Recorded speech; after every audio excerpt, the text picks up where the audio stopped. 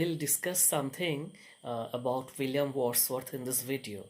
We are supposed to elaborate on the prelude as poetic autobiography, but since prelude is a complex text, not only for the length, but it contains elements of the entire poetical thought, imagination, etc. Wordsworth. So before we move on to the prelude, I want this to be a prelude to the prelude. So two things are important in Wordsworth, very important, which we'll try to introduce in this video, but mostly with the help of his poems. I believe it is more important that we should understand a poet or even a writer first by what he says or she says or thinks about himself or herself rather than by other critics or second-hand materials. So Wordsworth, as we know, one very important thing is that the paramount importance of nature in his life, the high priest of nature and all that. I'll come to this point afterwards, but first I would like to discuss Wordsworth's theory of poetry. I also requested you to go back to your MS second year, study materials, preface to the lyrical ballads, where he has elaborated on his poetic theory. Three main things again in that is, one is nature, the second is imagination, and then the third thing is anti-classicist or anti-neoclassicist rhetoric in Wordsworth's poetry. That is, essentially he molds his poetic theory as to be an ideology against the poetry of the previous generation, that is Pope, Dryden, etc. The language of poetry has to be the language of common men only. It is Wordsworth's view, it is not the classical or neoclassical view, for example. Anyway, but the crux of his definition of poetry or elaboration of poetry is contained in this definition, that poetry, it is the spontaneous overflow of powerful feelings, taking as its origin emotions recollected in tranquility. Now you see, if you look at it minutely, there are two contradictory things here. One is it is spontaneous overflow, and then second thing is recollection.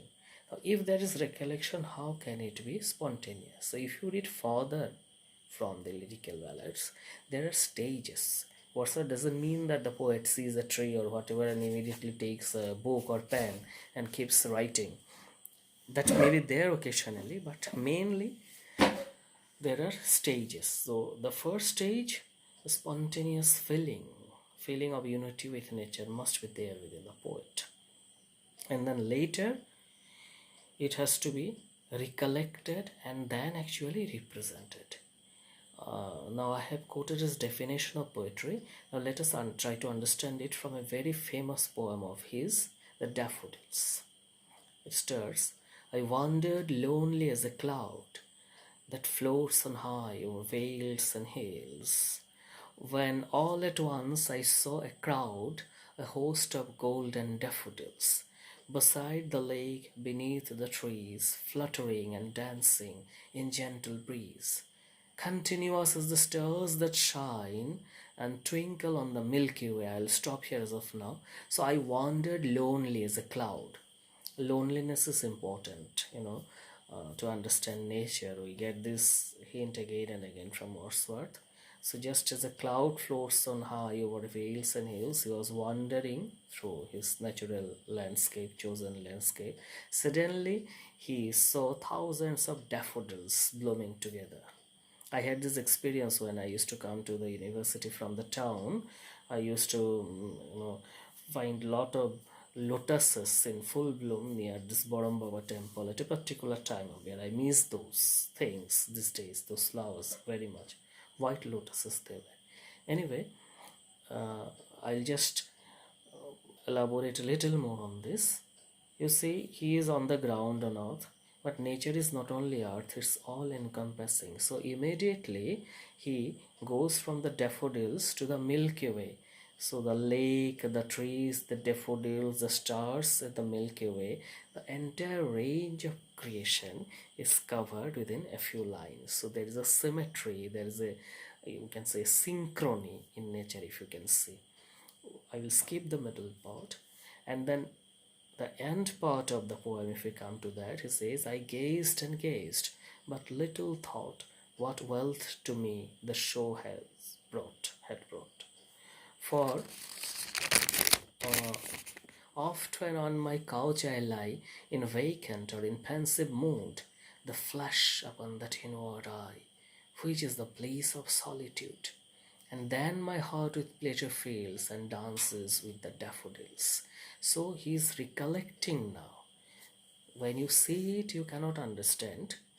And then later, when you meditate deeply or think, these days we hardly get any time to meditate or think. Every time we have to be almost logged on to our e-identities, which is very unwordsworthian.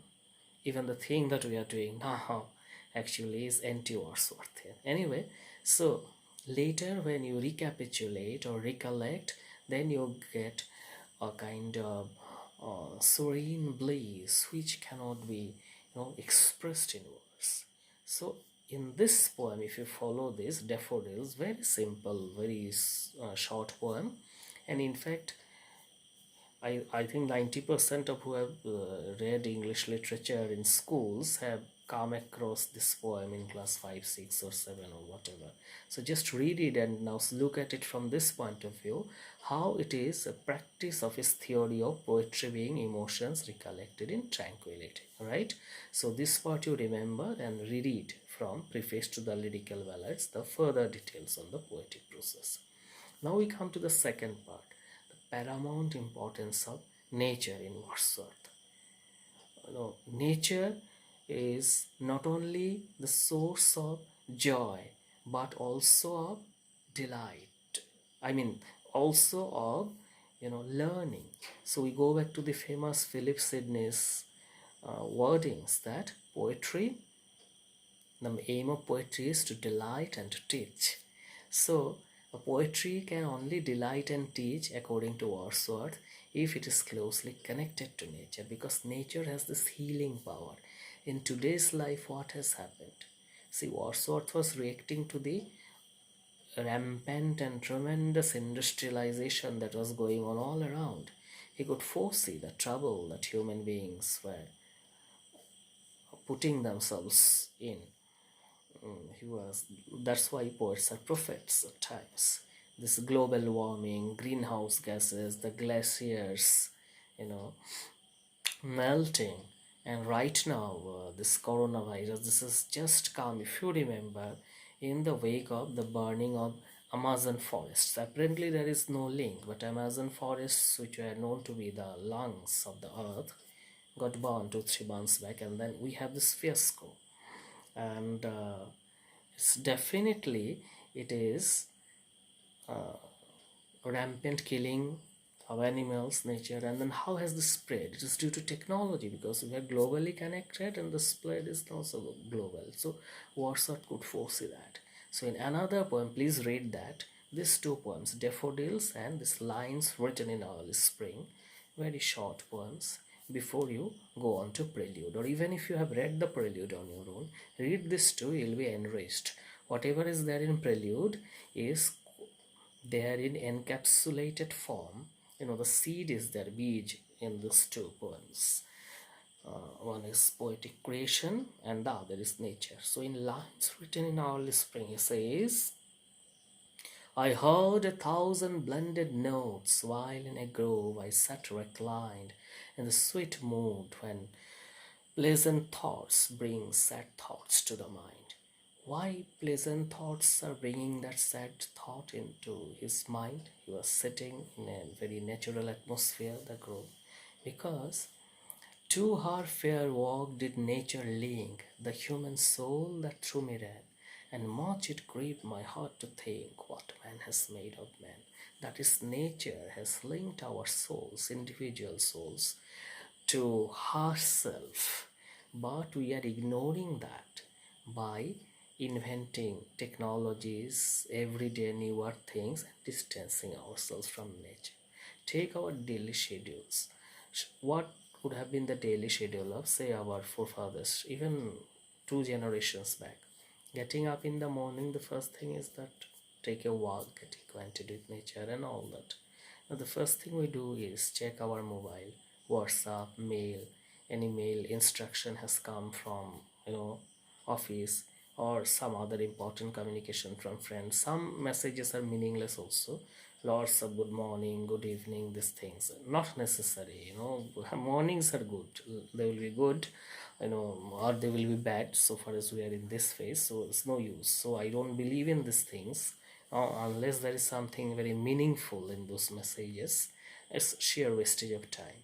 Anyway, so and even before we sleep, we are logged onto our mobile, smartphones, computers. Many diseases are coming.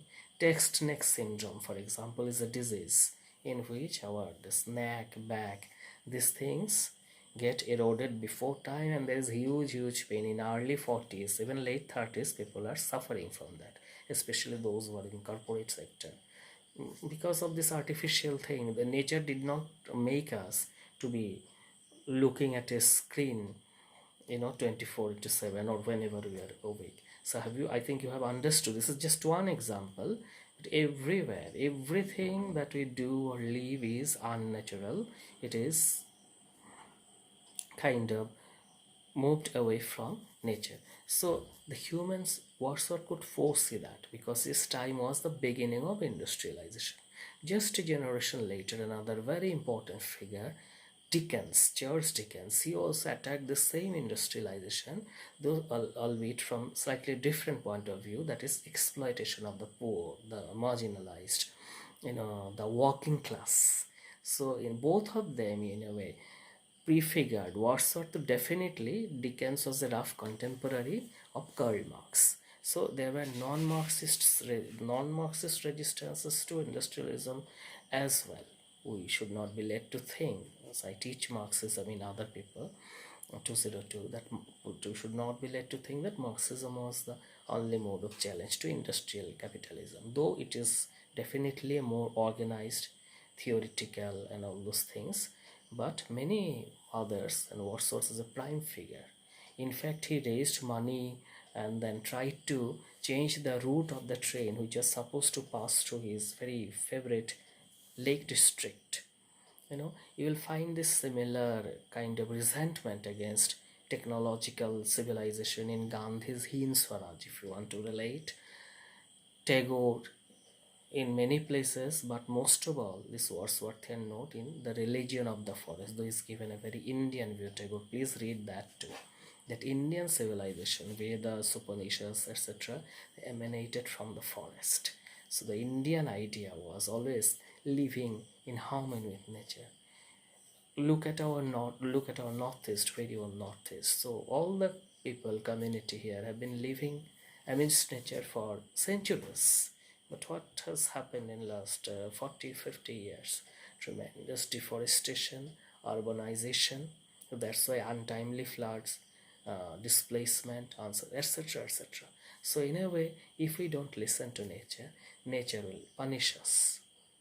That he has elaborated on in that boat stealing episode, the so-called boat stealing episode in the prelude, but it is already there again in that seed form in this message, in lines written in early spring, that what man has made of man.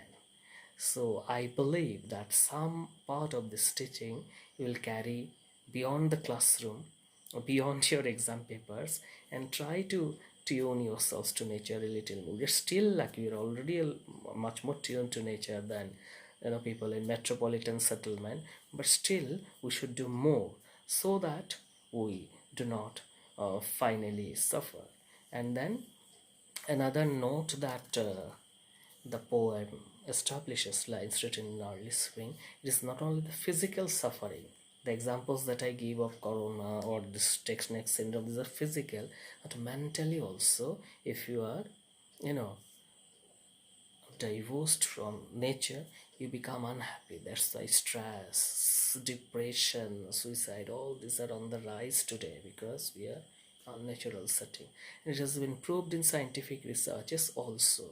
For example, if you are very stressed, if you look at the green greenery all around. Even if you can't look at it in reality, in the screen also, if you look at green scenery for 15 to 20 minutes, it takes away your stress substantially, because we are meant to be in nature. Gradually human beings from Neanderthal to Homo sapiens, and then this industrial capitalist human beings, we have sort of denaturalized us. But if we want to save ourselves in a very human way and not become more robotic and more machine like, we must honor Wordsworth and the likes of him and go back to nature in a very serious way. So in that way, Wordsworth can also be rightly said to be one of the what I can say, ancestors. Rather, ancestors would not be the right term. I mean, one of the uh, progenitors of eco-criticism, what we call today. Anyway, so please remember these things. Go back to these two poems I am repeating, but that is for your understanding. That is the daffodils, mainly for his theory of poetic creation, but nature is also there, and lines written in early spring, mainly for his theory of nature, but it also has his poetic theory. So thank you so much. I'll come very soon with the video prelude on the prelude.